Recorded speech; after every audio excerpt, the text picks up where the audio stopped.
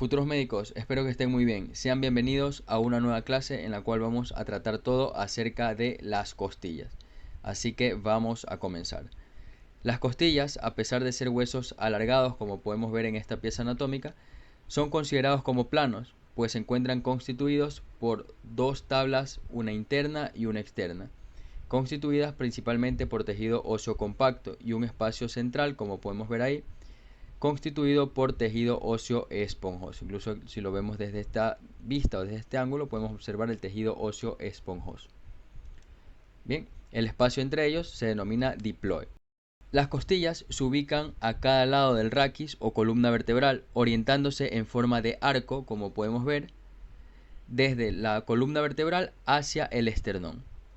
Se disponen 12 de cada lado, es decir, son 24 en total, y se numeran de arriba hacia abajo.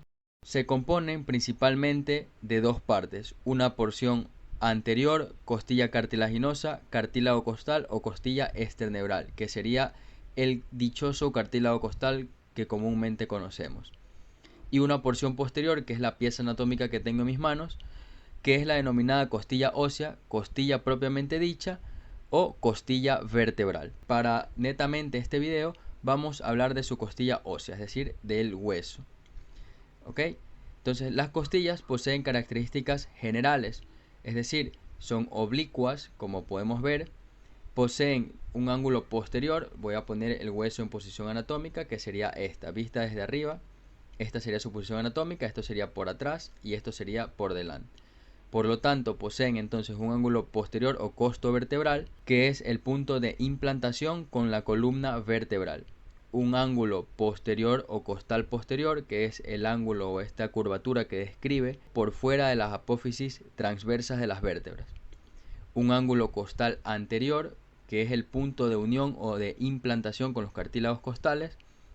Y posee dos grandes curvaturas, una curvatura denominada de arrollamiento o curvatura sobre el plano, y una curvatura de torsión o curvatura por los bordes. Su curvatura sobre el plano o de arrollamiento es toda esta curva que describe a lo largo de su trayecto, que posee una concavidad interna. Recordemos que en su posición anatómica sería esto es por dentro y esto es por fuera. Entonces posee una concavidad interna. Y su curvatura de torsión, de la misma forma, el hueso en posición anatómica, se dice que esta curvatura por los bordes es la torsión donde su extremidad posterior, ¿sí?, o su cara interna mira hacia arriba y hacia afuera, mientras que hacia su extremidad anterior su cara interna mira hacia abajo y hacia adentro. Si ponemos el hueso en posición natural, podemos ver cómo parte de su cara interna se logra ver desde esta vista, mientras que hacia adelante no se logra observar, se pierde totalmente hacia adentro y hacia abajo. ¿Okay? Estas son las dos curvaturas que posee la costilla, es decir, no es totalmente rectilínea. Ahora, para su estudio posee tres grandes partes: una porción central o media denominada como cuerpo de la costilla, y dos extremidades, una extremidad posterior y una extremidad anterior. Recuerden que solo es girado el hueso, esto sigue siendo adelante, esto sigue siendo atrás.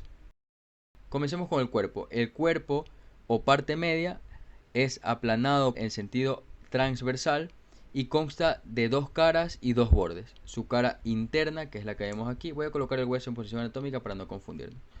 Aquí estaría el raquis, entonces esta es su cara interna, voy a girarlo un poco para ver, todo esto es su cara interna, y por acá tenemos su cara externa en todo su trayecto.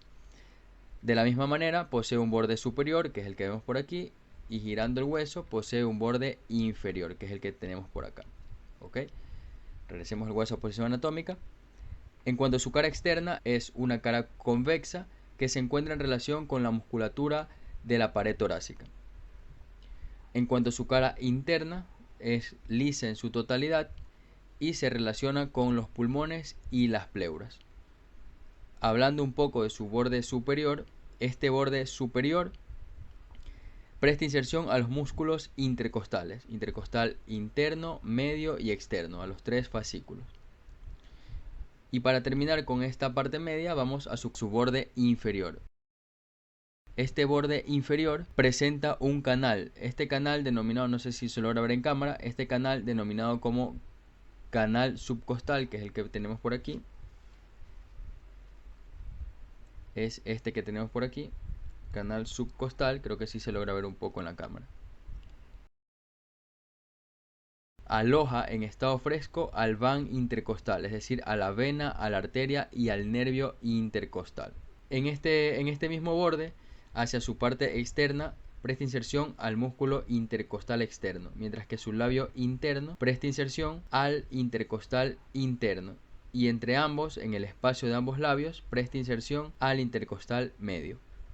¿Okay? Regresemos el hueso a su posición anatómica y ahora vamos a pasar a describir su extremidad posterior. Voy a acercar un poco el hueso a la cámara. Su extremidad posterior consta principalmente de tres partes: la cabeza, que es la que estoy sosteniendo, la tuberosidad o tubérculo, que es esta prominencia ósea, y una parte central o media entre ambas, denominada como cuello de la costilla. Comencemos con la cabeza. La cabeza se articula principalmente con los cuerpos vertebrales. Presenta dos carillas, una carilla que mira hacia abajo y una carilla que mira hacia arriba. Estas dos carillas presentan en su parte media una pequeña cresta o ángulo saliente denominado cresta de la cabeza costal, que es esta pequeño relieve que se encuentra entre las dos carillas. Se está insertando el ligamento interóseo de la articulación costovertebral, es decir, en esta zona. Hacia la cara anterior de la cabeza, es decir, en esta zona de aquí, se encuentran insertándose los ligamentos anteriores o radiales de la articulación costovertebral, mientras que hacia su cara posterior, es decir, hacia esta zona, se encuentran insertándose el ligamento costovertebral posterior. En cuanto a su tuberosidad, que es la que presentamos un poquito más hacia afuera, presenta una carilla articular para articularse con la apófisis transversa de la vértebra correspondiente. De esta pequeña carilla hacia un lado sobresale una pequeña tuberosidad o eminencia ósea, que es la que tenemos por acá, en la cual se va a insertar el ligamento costotransverso posterior. Bien, ahora para terminar hablemos un poco del cuello. El cuello, que es esta zona de aquí entre la cabeza y la tuberosidad, posee dos caras, una cara posterior, que es la que vemos aquí, ¿okay? Esta cara posterior, y una cara anterior, que es la que tenemos por acá. Hablando netamente de su cara posterior, en esta zona se insertan manojos fibrosos que lo unen a las vértebras, mientras que en el borde superior de este cuello se encuentra insertándose el ligamento costotransverso superior. Regresemos a la posición anatómica y terminemos para hablar de su ángulo o de su extremo anterior. Este extremo anterior es un poco ensanchado y se encuentra uniéndose al cartílago costal correspondiente. Eso es todo lo que podemos mencionar en cuanto a las costillas. Espero que les haya gustado. Si tienen alguna duda, no olviden de dejarlo en los comentarios.